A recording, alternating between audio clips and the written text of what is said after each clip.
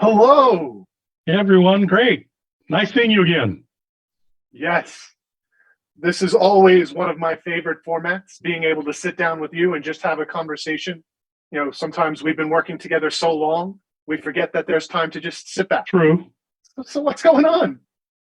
Yeah, it's good. We talk every day. We're always strategizing, thinking. We always are in dialogue. So it's nice for people to be able to see what it is that you and I talk about on a daily basis. So this is the perfect opportunity for our audience to witness that.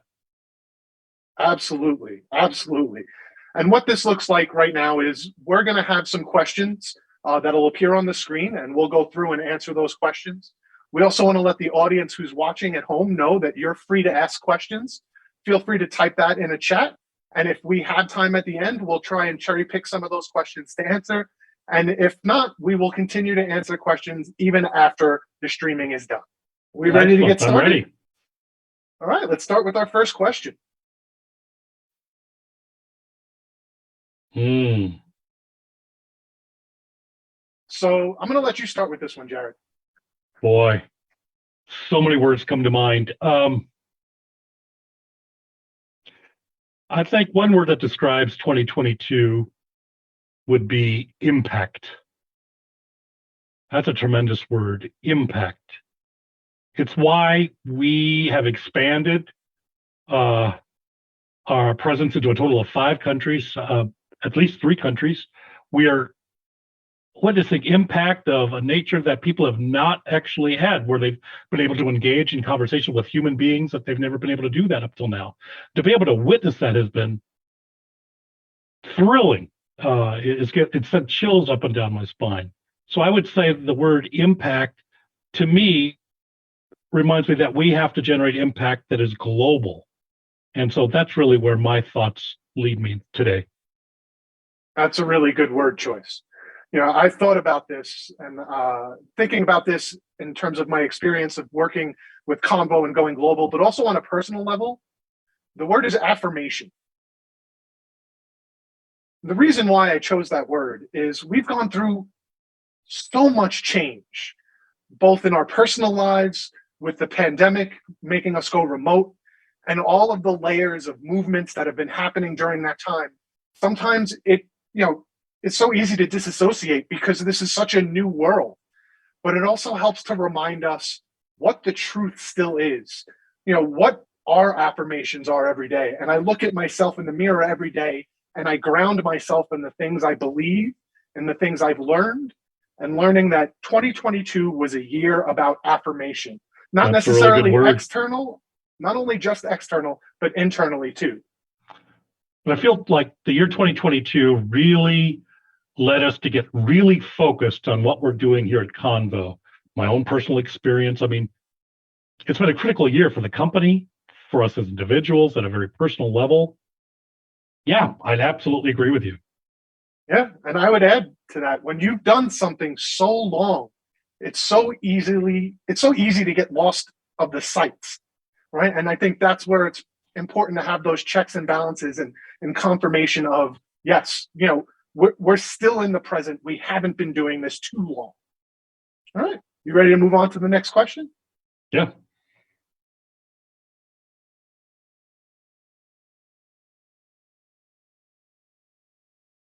Why don't you go first and I'll take it after?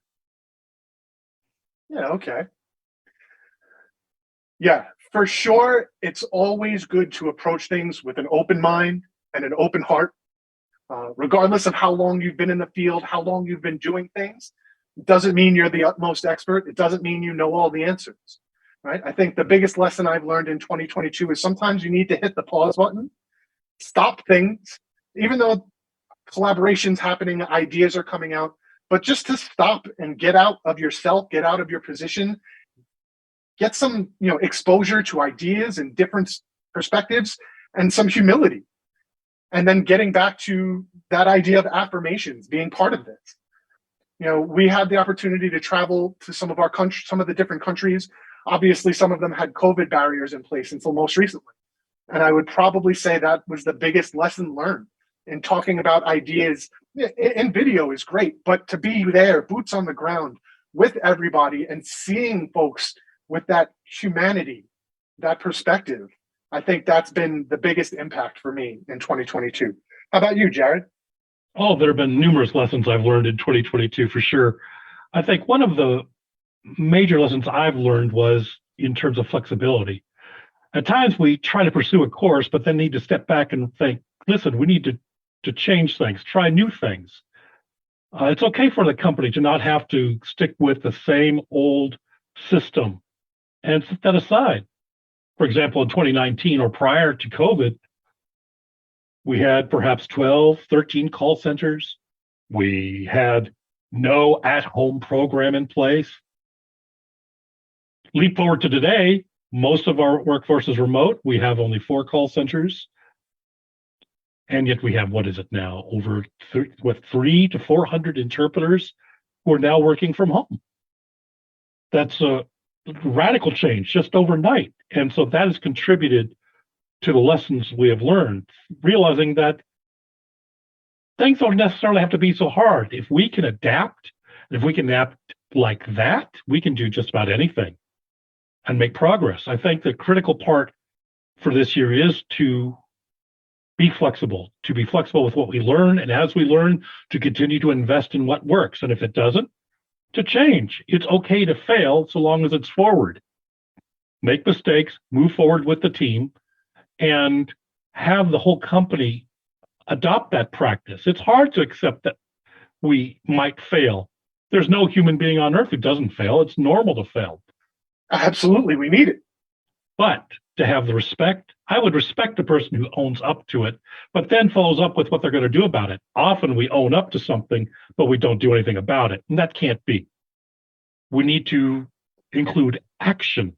And that is a sign of maturity here in this company as we continue to grind and work and progress together. And that requires a great deal of flexibility. Yeah, I love that word, flexibility, right? It doesn't just, apply to the physical, but also to the mental. We talk a lot about innovation and how we can make the most impact, how we can make the best change. And sometimes we think about working that way for so long that you get locked into the monotony. And it gets so hard to stop and take a step back and change. Like you were mentioning with the call center. We took call centers for granted because the environment, right? We had people coming in and we could socialize. And there was value in the call center. It wasn't about the physical location. It was the values that were shared there. How do we then design that to be just as good at home, right? You have to be innovative. You have to be flexible. Also, there was a value in when you established call centers, you had interpreters coming into an area, moving into an area, but that left other regions without interpreters. Now interpreters are able to go back home, they can be with their families, and they can make decisions that are best for them. We have a pool now that is more spread out, and that's where various local communities benefit. And so working remotely is a critical part of the interpreting field and the relationship that they have with their communities. And we're seeing that people are happier now that they're working more remotely. I'm not saying that this is universal. This is not true for all industries, but it does seem to be working in this industry. Absolutely. And at the same time, there's still so much work to be done, right? We've gotten to this place knowing that it was a long road behind us and knowing it's a long road ahead of us. And we'll continue to navigate as we find places that feel are right and are shared spaces for us. But yeah, that's a great word, flexibility. All right, let's take a look at the next question.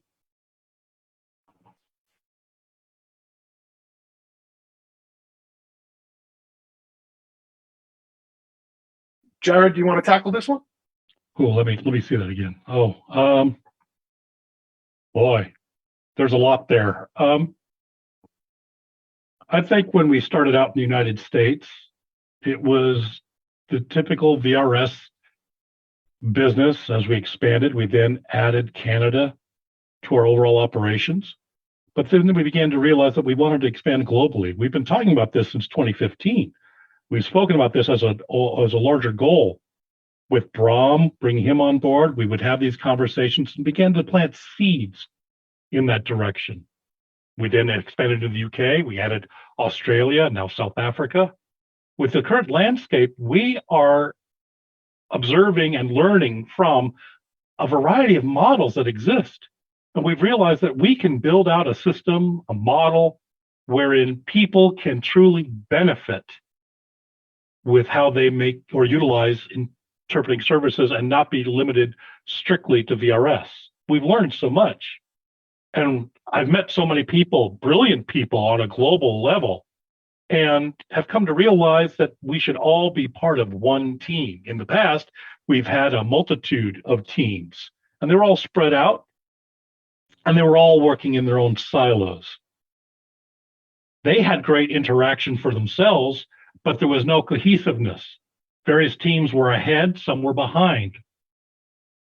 Transforming to a global company, which is an integration that we have finally accomplished as of February 1st, has caused our hours of operation, you and I, Wayne, to expand. I mean, it's all about flexibility. But You got to stay flexible. Yeah. with this transformation, people's ideas have been able to really contribute to greater advancement. We're more inclusive, we're more transparent, and that's something about which I'm very excited. Having a global team. This is perhaps the most exciting team I've experienced in Convo's history ever. I think we've arrived at a level of maturity that we have been anticipating for a long time, but now we are gaining clarity and vision, plans, where we're going, and that's what creates even greater excitement. That's my perspective on transformation. I'm curious what yours is. I think our ideas align. I think the biggest transformation is how the Convo is seen and the attitude that we carry, right? In talking about impact, in talking about things like flexibility and approaching things with an open mind.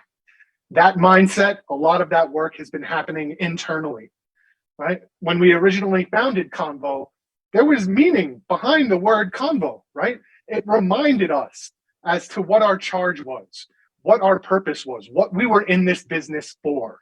It wasn't about being the best VRS provider in the United States. It wasn't about providing VRS to other countries. It was about what defines the word conversations. What does that mean to us? When we originally started Convo in the United States, of course, it was all about how we can change the telephone conversation experience, how we can change the relationship between deaf caller, interpreter, and hearing caller. Now, in 2023, that picture is much larger than just VRS or VRI services. Getting back to the word that brought us about, conversations, convo, and bringing life to that. So what we'll start to see a lot more in the future is solutions that impact your everyday conversations beyond what you have now. And also, I know that Convo in the past has been known for its marketing, has been known for telling stories and inspiring. And the way I see it is our vision and our heart and our purpose have always stayed the same, but the organization wasn't able to innovate in technology or in apps fast enough, and that became a challenge for us because life and conversations are fluid. They're so malleable, and so why is it that technology is so frozen and it doesn't meet up to what life's expectations are? Life goes by fast. So the transformations we're seeing about Convo is less so much focusing on the future and sharing our processes, sharing our progress reports, knowing that we're going to continue the work, continue to keep people updated, and also looking at how technology, engineering, marketing, design, how everything will become more agile, more flexible, and more connected, so that if anything needs to change, if it makes sense internally, we'll change, right? I'm inviting community members who think of themselves as early adopters. Come on. Absolutely. I welcome them. I want you to be one of the early ones that, work with the system, try to break the system, work with the system, and see what works or what needs more improvement, and be iterative that way. That is what you can expect from Convo going forward. Definitely. I'd like to add one other thing, and that's on the note of growing pains. Historically, mind you, we are 100% deaf owned. We have no venture capitalists or any other funding sources that come in and counsel us as the mistakes we shouldn't make or what we should do. So we had to learn through trial and error all on our own and adapt accordingly and build things on our own, which hasn't been easy. We would think it should be one way or adopt another model and find that we were mistaken. It was hard finding out what the right model or right path would be. Marketing is an easy thing to do. We could understand that clearly because Wayne, you've come from the film industry and you're very creative, but technology is a brand new process for us. But we have finally got the right people on board who bring to us the correct philosophy, the right attitude. We've been able to bring people together that come from a mindset of how to generate impact. And that's the key term, impact, and be able to make progress in that direction. And so that's a realm that has presented challenges to us. There have been pros and cons, but we've been here 13 years. We're still 100% deaf owned, and we continue to seek how to generate impact in this space for people around the world who deserve these opportunities to have conversations in whatever manner they wish. They deserve that. Absolutely. There's a famous quote that you made me think of. I want to leave this earth a better place than when I came. And that is absolutely true here at Combo, right? We understand the idea of instant gratification and wanting to be, wanting to feel better quickly. But I want to leave this earth knowing that there's a better solution that I contributed to, and at the same time continuing that work on. I don't want us to leave this earth and folks say, yeah, they were great, but you know what, the platform was fine, the interpreters were fine, but no big impact. So long as we go together, your wife probably wouldn't approve, but as long as they lay some of the dirt together, I want to make sure that we've been through this through thick and thin, that we go through it together. As long as we continue to build something that will continue to roll forward, we may not see everything, but we're going to see some things, and it's just gratifying to us as human beings just to be involved in that process. Yeah, sometimes when you make your purpose large, it's easy to continue the work as opposed to a smaller purpose that gets completed and you're always wondering what's next. All right, let's take a look at the next question.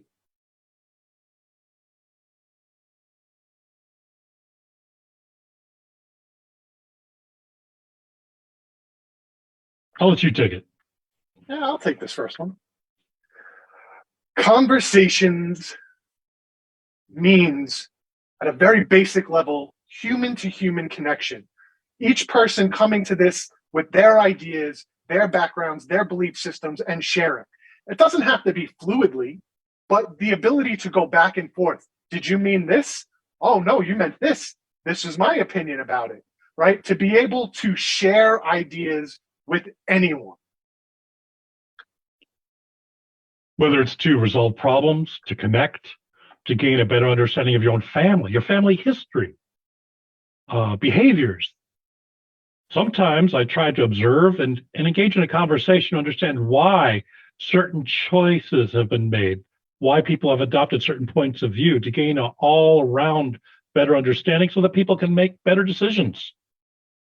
I think that's a really important part to having a connection between two individuals. It's an important part, a characteristic of having conversations. Yeah.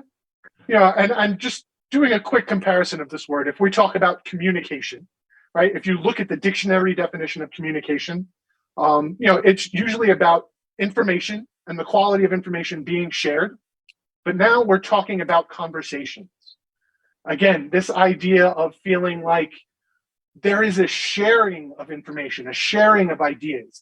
And there's a feeling, whatever that feeling may be, whether it's a stressful feeling, a positive feeling, it's a good conversation. It's a hard conversation, and I learned something from it, right? There's this spirit of two people actually exchanging ideas. But if you just say communication, that could be one way, communicating one way. Was there an actual connection? Was there an actual understanding? We don't know because it's just communication. Conversation gets to it at a much more human level. And let's face it, condo is short for conversation. That's really how we came up with it. And so the vision that we have had from day one has over time become more and more polished so that the vision is clear, and it's exciting. That was a really good question. No, I was just mentioning that was a good question. Yes. All right, let's move on to our was next one.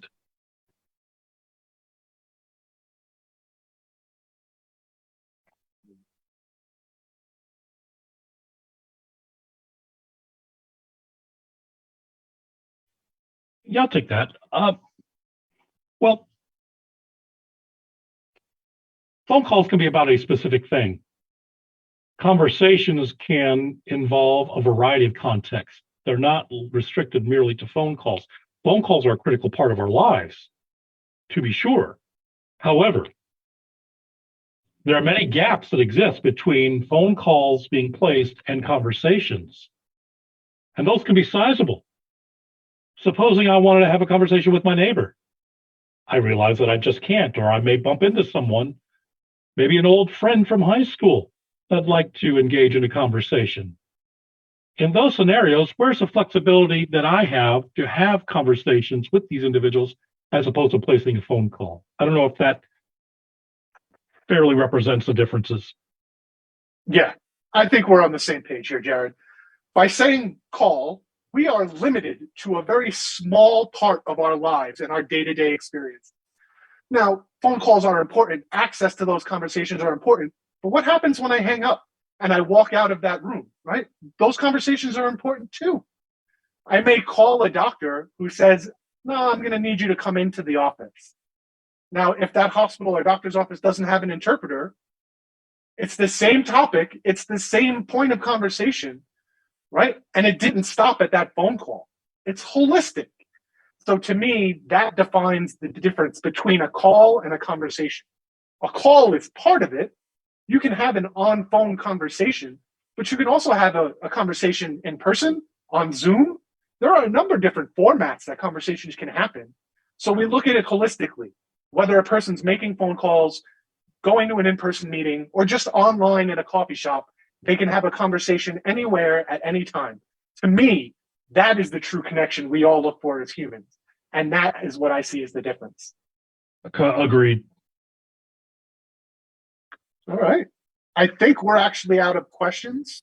So we'll take a look at some of the audience questions and see what we can find. Oh, yeah, this is a good one.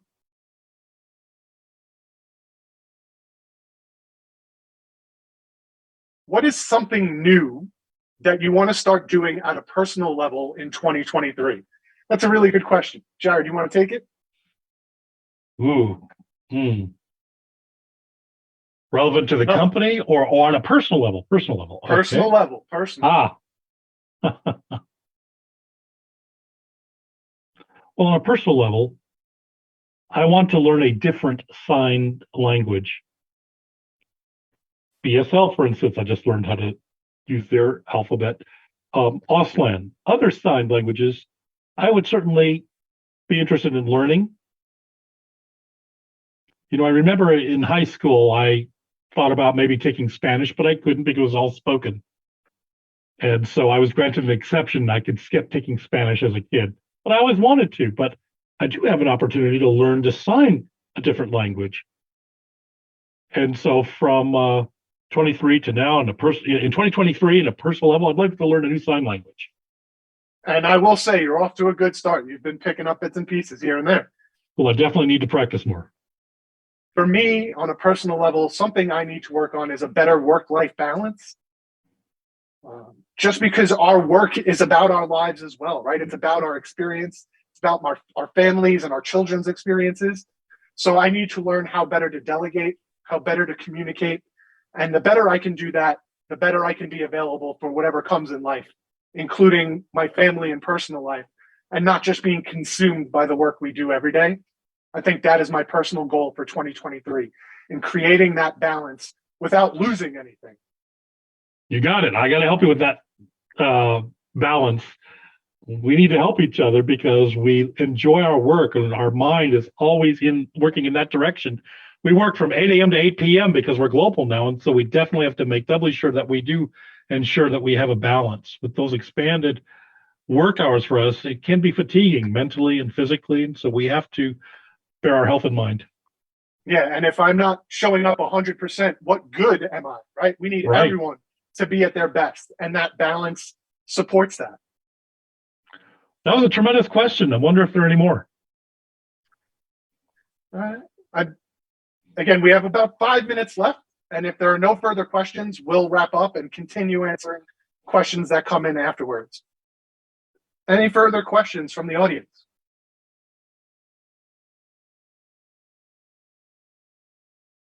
Oh, go ahead. Yeah, maybe Jared, if you don't mind, I'm going to ask a question. Oh, okay. Now, I know we've seen a lot more technology and innovation come about in the recent years. What's the thing you're most excited for 2023 to come in general?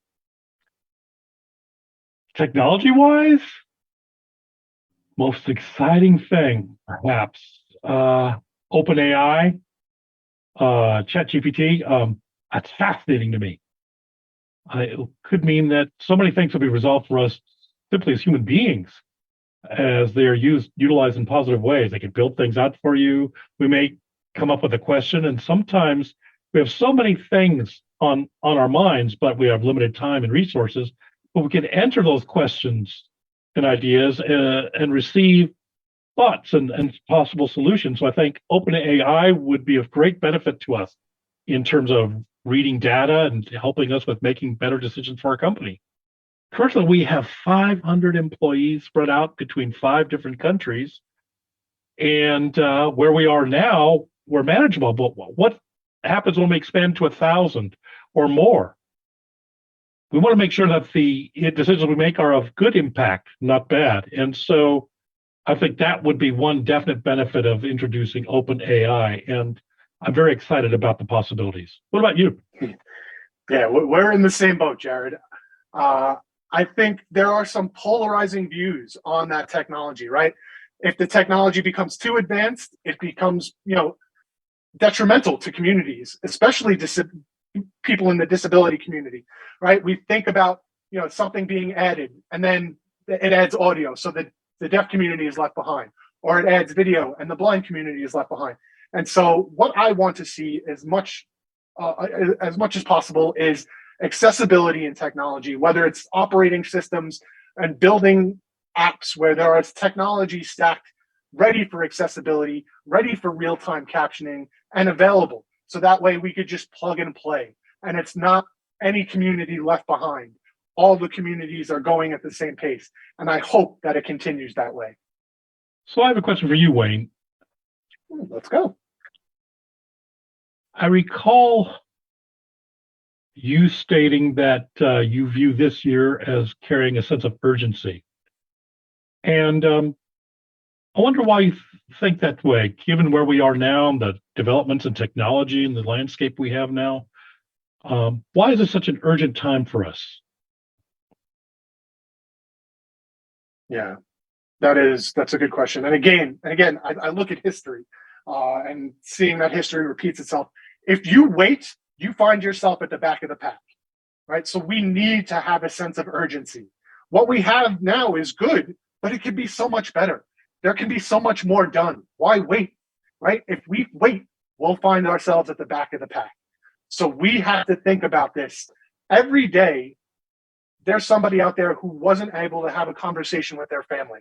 Every day a student is unable to converse with their teacher, right? If we can think about that and think about how we can closely align with the technology to stay in front of those needs, that sense of urgency helps us understand our impact.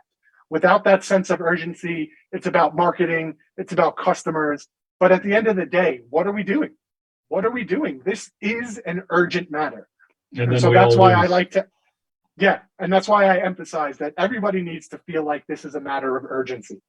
I really feel the same way. I mean, this is why you and I get up every morning, because we do feel that this is urgent. Yeah, so many things are developing on the technology front, but we as deaf individuals who utilize the technology have fallen so far behind. Yes, we have apps, we have different workaround solutions, but those are one-way conversations. There's no immediate, impromptu ability to engage like hearing people can. And so every day I wake up thinking about these things. And I have a sense of urgency that truly drives me, and I think the rest of us simply as human beings. Yes. Yeah. I think we'll wrap up this discussion now. And again, if you have any questions, we'll continue to answer them after this stream is ended. Great seeing all of you. Everyone be safe and have a wonderful year. Yes, everyone. Take care. Bye now.